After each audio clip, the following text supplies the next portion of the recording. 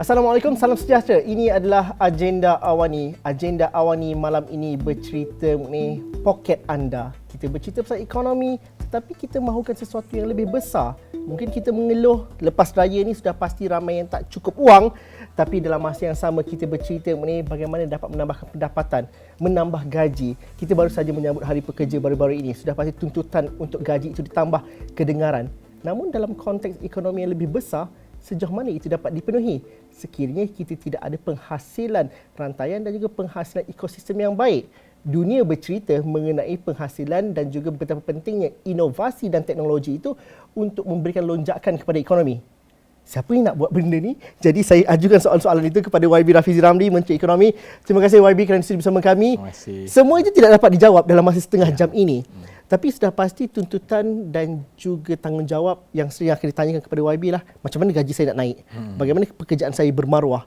Dan dalam masa yang sama, kita bercerita mengenai menoktahkan kemiskinan tegar. Bagaimana itu dapat dijawab dengan perkataan yang kita geruni, inovasi. Mungkin dapat dimulakan lebih dahulu. Saya dah ulang berkali-kali kan, sebenarnya kita ada masalah struktur dalam ekonomi kita. Masalah struktur ni bermaksud dari segi peralihan ekonomi kita daripada tahun 80-an, 70-an hingga sekarang, kita dah sampai ke satu peringkat yang nilai tambah dalam aktiviti ekonomi kita itu perlu satu lonjakan baru. Kerana kalau kita kekal dengan aktiviti ekonomi yang kita buat selama 10, 15, 20 tahun lepas, negara-negara lain sebenarnya boleh lakukannya itu dengan lebih murah dan lebih cekap. Kan?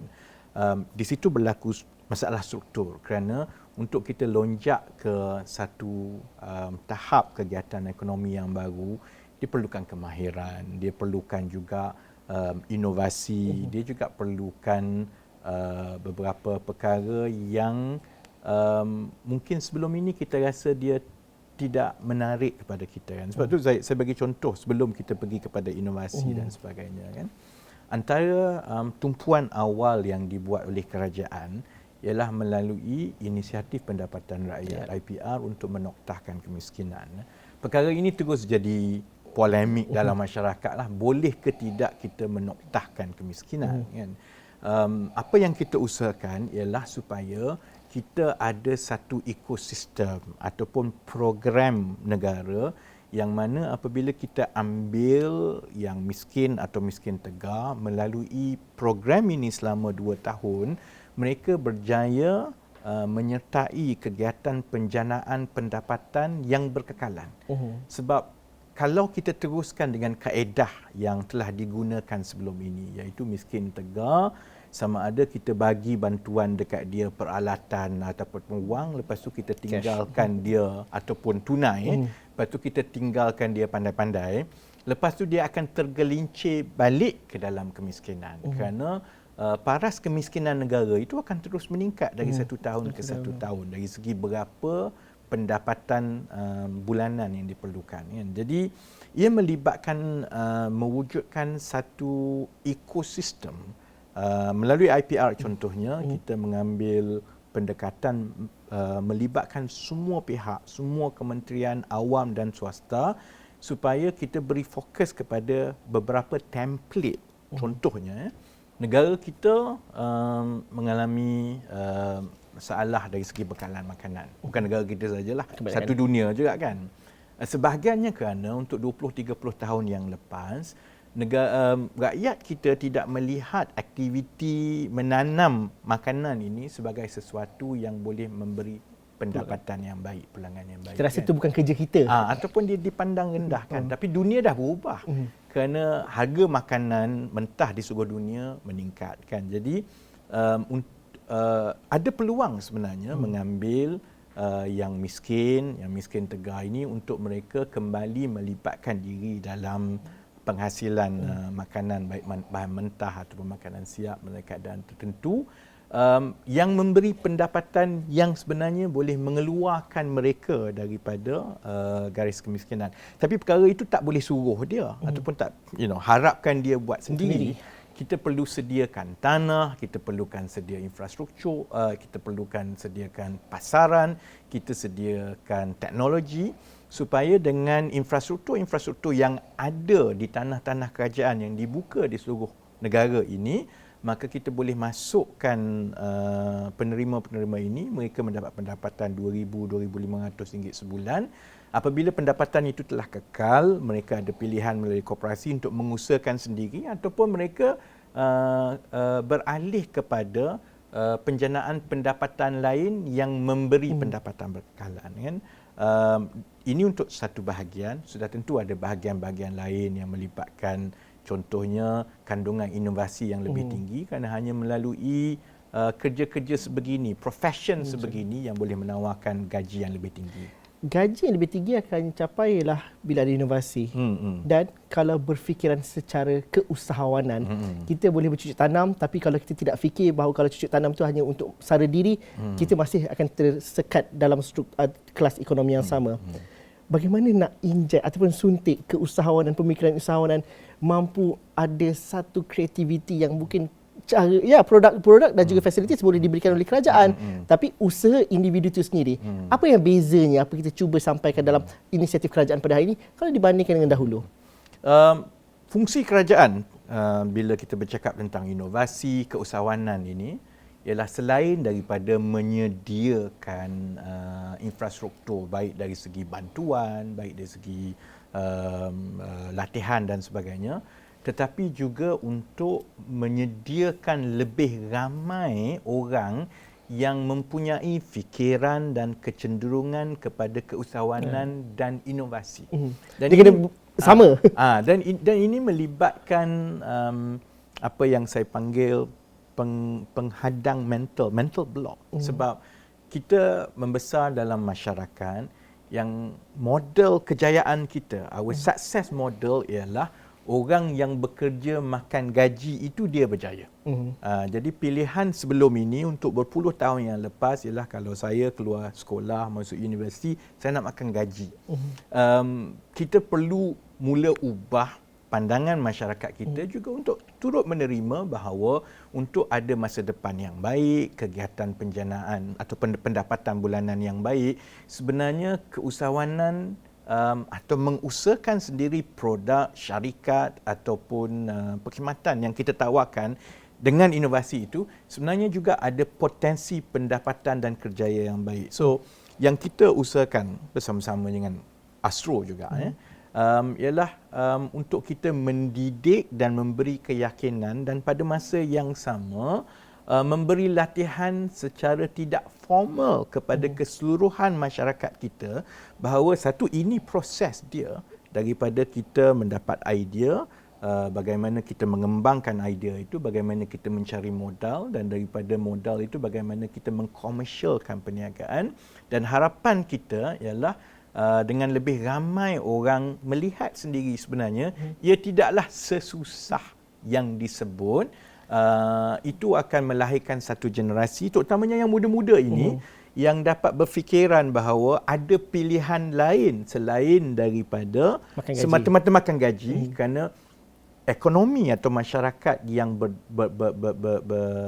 mempunyai daya saing ekonomi yang baik itu selalunya juga dipacu oleh satu kumpulan usahawan yang betul-betul bagus, yang besar, yang vibrant dalam masyarakat. Dan itu tidak mudah. Apa yang kita cakap ni pernah kita bincangkan 10 tahun lepas. Kita bercerita mengenai startup, kita bercerita mengenai betapa berjayanya negara-negara lain contohnya. Tapi kalau lihat conversation di Twitter tu kata, kita mungkin melahirkan startup tapi kita tidak menilai ataupun menghargai mereka. Mereka pergi ke luar negara dan sebagainya. Jadi ekosistem tu bukan mudah untuk dilihat. Satu ialah untuk memastikan bahawa adanya cetusan rasa dan nampak perkara itu boleh dilakukan. Tapi bagaimana kita nak melihat bahawa pada hari ini bahawa kita memahami, dah understanding, dah memahami problem yang ada, tapi bagaimana kita nak meraihkan yang sebenar-benarnya raikan unicorn ke apa benda ni sekalinya dalam konteks kita di Malaysia. Dia dalam apa-apa keadaan pun baik di peringkat keluarga kita atau baik di peringkat syarikat, apatah lagi masyarakat atau kerajaan, tidak ada benda yang berlaku bila kita buat dia terus menjadi. Sebab itu dalam proses inovasi sendiri ada satu konsep yang dipanggil iteration, iaitu terus mengubah dan terus menambah baik kan. Sama jugalah dengan usaha kerajaan yang berlainan pentadbiran pun yang ingin mewujudkan ekosistem itu yang kondusif kepada usahawan digital, kepada usahawan kan. Kita sudah ada landasan. Memang betul sudah dibuat dahulu, tapi itu tidak bermakna kalau ada satu program dia tidak mencapai sasarannya, maksudnya tamatkan saja program itu. Tamatkan saja. Macam mana mati kita. Maksudnya kalau kita buat sekolah, ada orang yang tidak mencapai sasaran, kita tutup sekolah. Yang perlu dibuat ialah secara berterusan kita iterate ataupun kita tambah baik dan tambah baik dan tambah baik. Jadi itu yang dibuat sekarang. Contohnya Diagnosis kita tahu. Dari segi ekosistem untuk startup, syarikat pemula ataupun idea berinovasi ini, ekosistem itu ada beberapa komponen. Yang selalu diberi tumpuan ialah semata-mata komponen pendanaan. Pembiayaan. Saya nak buka company, saya nak wang. Kalau saya tak dapat pendanaan, maka saya tak dibantu kan. Tapi kerajaan bertanggungjawab untuk memastikan bukan saja ada pendanaan, tetapi pendanaan itu berjalan dengan rancak. Dan untuk itu, dia tidak boleh bergantung kepada dana kerajaan semata-mata. Dia perlukan pelaburan dan juga suntikan daripada sektor swasta, terutamanya pelabur baik dalam negara ataupun luar negara. Kerana kalau dilihat di semua tempat lain, ekosistem sebegini, baik di Silicon Valley dan yang lain-lain, hampir semuanya dipacu oleh pelaburan swasta. Untuk kita menarik pelaburan swasta, sebab itu dia beralih kepada komponen yang lain dalam ekosistem itu, iaitu dia nak tengok betapa rancak dan betapa mudahnya tingginya tahap inovasi yang ada.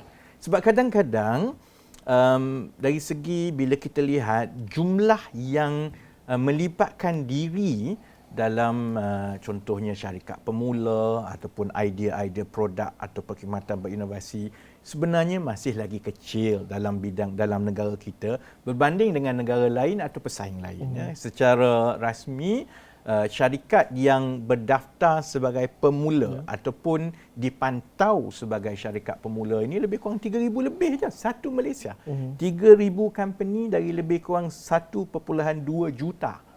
Masih lagi rendah. Jadi bila dia 3,000 saja, kalau kita jadi pelabur luar negara yang nak melabur, belum kan, serius lagi nampaknya. kita rasa macam daripada 3,000 ni mungkin ada 3 saja yang mungkin ada potensi untuk menjadi satu syarikat global. Jadi sudah tentu mereka lebih berminat untuk pergi ke negara-negara lain yang bagi mereka pool, maksudnya bakat itu lebih besar. Sebab itu kita juga sebagai kerajaan perlu memberi tumpuan untuk kita menambahkan lagi jumlah baik pekerja, baik bakat atau syarikat-syarikat pemula yang mula memberi tumpuan, kerana dengan besarnya pool itu, maka itu akan membantu pula kerajaan untuk meningkatkan daya tarikan Malaysia kepada syarikat-syarikat pelabur antarabangsa untuk melabur dalam syarikat-syarikat ini.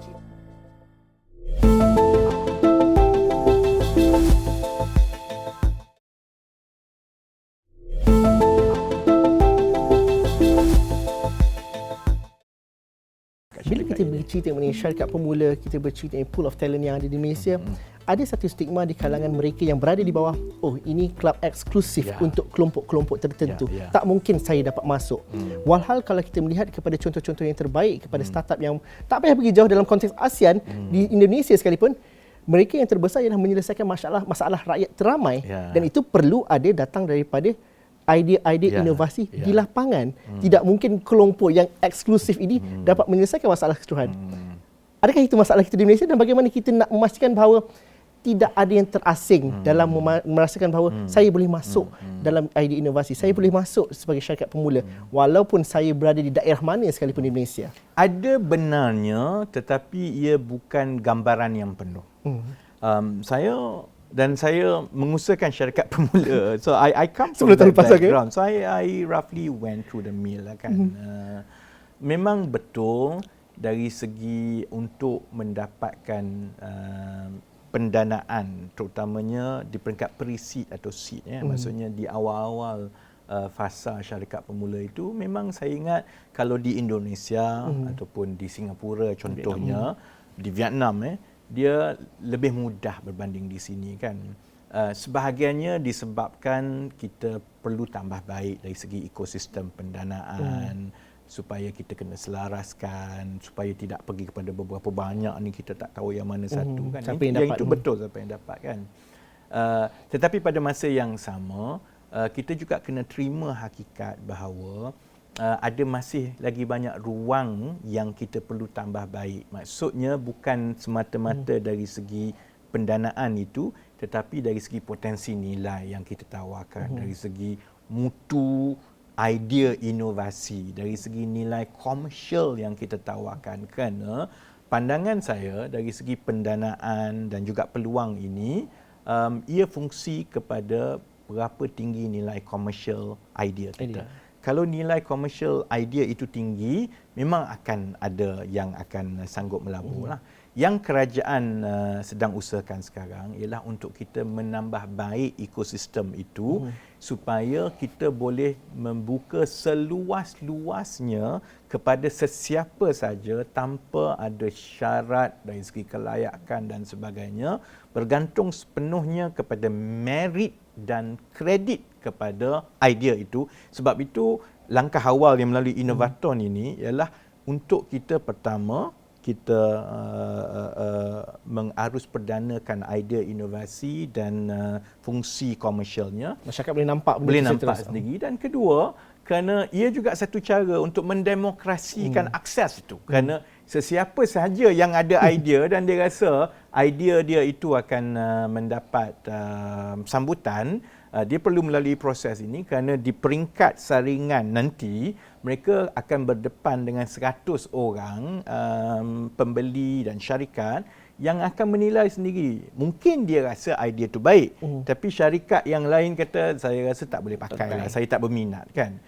Jadi dengan kita melalui proses-proses ini menambah baik ekosistem, memastikan bahawa kita selaraskan semua program dan juga insentif yang kerajaan ada, kita berharap itu akan meningkatkan lagi mudahnya anak-anak muda ataupun bakat-bakat atau syarikat pemula untuk terus mendapat bantuan dan insentif yang mereka perlukan. Kerana sasaran kita itu jelas, kita nak luaskan the bench, maksudnya tambah the pool, permudahkan akses supaya yang lebih ramai ini lebih banyak yang dapat peluang untuk maju ke tahap seterusnya. Dan apabila ekosistem itu berjalan dengan baik, itu akan dapat meyakinkan lebih ramai pelabur dan pendana antarabangsa untuk melihat Malaysia sebagai satu pusat inovasi dan juga ekonomi digital di rantau ini. Kalau kita melihat Innovaton ini, ia macam reality show. Samalah seperti dahulu kita pernah lihat. Tapi bagaimana kerajaan dan juga kementerian contohnya bersedia untuk fleksibel? Kadang-kadang bila kita letakkan, paparkan di media arus perdana ataupun nanti dikongsikan di media sosial, sudah pasti akan ada debat yang berbeza-beza. Oh, idea saya lebih baik daripada idea orang tu. Dalam proses inovasi itu satu yang bagus, tapi bagaimana dalam masa yang sama juga proses itu juga diambil kira oleh kerajaan bahawa kalau ada segi polisi dan sebagainya tidak dimudah carakan, itu juga peluang yang baik juga untuk kementerian ataupun agensi-agensi yang terlibat. Satunya ialah keseluruhan proses Innovaton ini sebenarnya dia mirip kepada proses sebenar yang berlaku apabila seorang pelabur ataupun sebuah syarikat jana teroka, venture capital, melabur. Dia tengok idea, dia rasa, dia tengok kepada individu yang ada idea itu, dia tengok kepada aspek teknikal, dia tengok kepada aspek komersial, kemudian dia juga akan uji terlebih dahulu idea itu dengan sasaran pasaran. Sebab itu kita ada 100 orang yang kira potential market. Kan, untuk dengar. Kerana akhirnya dia bukan soal idea saya lebih baik daripada idea dia. Akhirnya sama ada produk atau inovasi itu akan dapat diterima oleh pasaran. Sebab itu satu konsep yang paling utama dalam inovasi ialah this concept of product market fit. Idea kita mungkin kita rasa, idea kita sampai kiamat kita rasa idea kita paling bagus, terbaik. paling terbaik. Tapi tidak semestinya orang lain berfikiran seperti kita. Jadi sebab itu kita nak mewujudkan satu ekosistem yang mana proses menyemak penerimaan pasaran ini boleh berlaku dengan cepat, dan apabila rakyat melihat melalui Innovaton, begini rupanya bagaimana pelabur-pelabur membuat keputusan, itu akan mendidik lebih ramai, saya harap, bakal-bakal usahawan dalam syarikat pemula. Sebab itu kita juga insya-Allah akan bariskan juri dan mereka yang terlibat itu juga daripada golongan-golongan pimpinan swasta, pimpinan korporat, dan mereka yang sebenarnya berada di sebelah pasaran. Kerana kalau diserahkan kepada kerajaan semata-mata, mungkin orang kata ini kerajaan tak telus dah ini. Jadi bila berhadapan dengan juri yang 100 itu, kalau juri dah kata saya suka produk ini, walaupun menteri kata macam tak masuk akal je, maka pasaran lebih tahu daripada peraturan yang ditetapkan oleh kerajaan. Bukan salah menteri sahaja untuk perkara-perkara tu. Tapi YB, dalam hal yang pertikaian ekonomi, kita mahukan sesuatu tu impaknya cepat. Apabila Rafizi Ramli memegang jawatan sebagai jawatan ekonomi, harga itu boleh dikatakan nak lebih cepat walaupun dilakukan. Kalau cerita pasal kios dengan barangan makanan dan sebagainya, orang tanya, apa nasib kepada mereka ini? Tapi dalam proses itu bagaimana berkomunikasi dengan rakyat, ekspektasi, menguruskan ekspektasi. Sekarang ni mungkin ketegangan politik mungkin mula reda, rakyat kembali kepada hal poket mereka, periuk nasi mereka. Tapi dalam hal ini bagaimana impak, dan juga kita mahu lihat timeline daripada Kementerian Ekonomi itu supaya ekspektasi dapat diuruskan dan rakyat akhirnya mendapat manfaat yang sebenarnya dapat diukur. Saya ingat proses komunikasi dan memastikan bahawa ada expectation atau harapan yang munasabah di antara rakyat dengan kerajaan ini adalah satu proses yang dinamik. Kan? Saya faham contohnya kalau ada yang mengatakan kami nak keputusan itu hari ini. Kan? Dan sebagai ahli politik itu cabaran saya sebagai menteri lah. Tapi sebagai menteri juga saya ada tanggungjawab bahawa saya sedar ini masalahnya. Masalahnya ialah kita ada masalah-masalah ataupun ketimpangan struktur. Dia ambil masa untuk kita perbaiki struktur ini. Saya bagi contoh tentang perbekalan bahan mentah. Kalau kita nak pastikan bekalan bahan mentah itu mencukupi untuk tempoh akan datang, dia bukan boleh petik dan keluar. Kita kena sediakan tanah, kita kena bersihkan tanah, sediakan infrastruktur, kita kena mula tanam. Untuk tanam satu kitaran yang pendek pun mungkin ambil masa 3-4 bulan. Jadi yang itu saya ingat itu cabaran saya lah. Orang akan terus tanya dan saya tidak boleh terikut-ikut dengan sentimen politik. Orang lain nak ikut dengan sentimen politik, biarkan. Pembangkang nak timbulkan, itu memang tugas dia.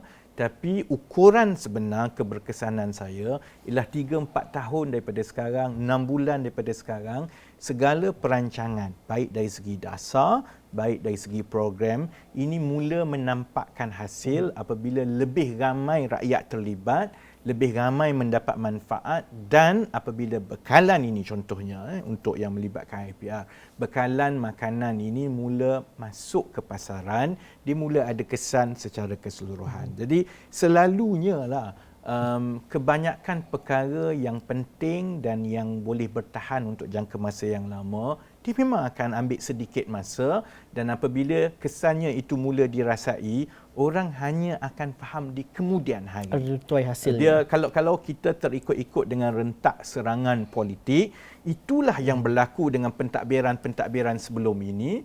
Mereka lebih banyak bertumpu kepada mainan politik, maka perkara itu jadi superficial. Dia tidak ada structural reform yang betul-betul mengubah struktur ekonomi, dan yang itu yang saya memang telah dilatih untuk buta tuli dan tebal muka, kerana we know this has to be done. Dan mudah tak mendapat partisipasi dan juga pelibatan masyarakat? Pembukaan tanah, meminta mereka terlibat sama. Bagaimana engagement tu setakat ini? Apa sebenarnya rakyat kita ni, bagaimana caranya sebenarnya? Setakat ini sebenarnya alhamdulillah, dan sebenarnya melangkaui jangkaan awal saya. Malah itu menjadi cabaran besar kepada saya dan kementerian sekarang. Ini saya bagi contoh kan. Yang berdaftar setakat ini untuk IPR sudah sampai 60,000 lebih. Sedangkan kita ambil masa pertama untuk semak yang berdaftar ini untuk pastikan mereka betul-betul layak. Kemudian telah layak, kita kena padankan dia nak buat apa. Kemudian untuk contohnya vending machine, kita kena tender terbuka untuk dapatkan vending machine. Ini semua ambil masa, buka tanah, tender terbuka. Jadi contohnya sambutan itu terlalu baik sehingga sekarang saya terpaksa berhadapan dengan lebih kurang 60,000 orang yang tanya bila permohonan saya nak diluluskan dan bila saya nak mula buat kerja. Jadi saya cukup yakin walaupun akan ada yang bising, tetapi majoriti rakyat ingin turut serta kalau program itu benar-benar dilihat boleh membantu mereka untuk dan mereka jangka masa dilibatkan panjang. sekali dan mereka boleh lakukan. Terima kasih YB kerana sudi bersama kami. Ini permulaan di Astro Awani dan juga di Agenda Awani. Kita bercerita panjang daripada inovasi, keusahawanan dan juga poket rakyat itu, tapi nanti datang lagi lah. Kita boleh cerita banyak lagi. Terima kasih kepada anda yang menonton. Ada pandangan, ada cadangan, ada cerita anda sendiri yang mungkin kita boleh ajukan kepada YB kalau dia datang semula nanti. Boleh cerita bersama kami di platform media sosial kami di astroawani.com. Sekian saja Agenda Awani untuk malam ini. Assalamualaikum dan salam sejahtera. Kita jumpa lagi.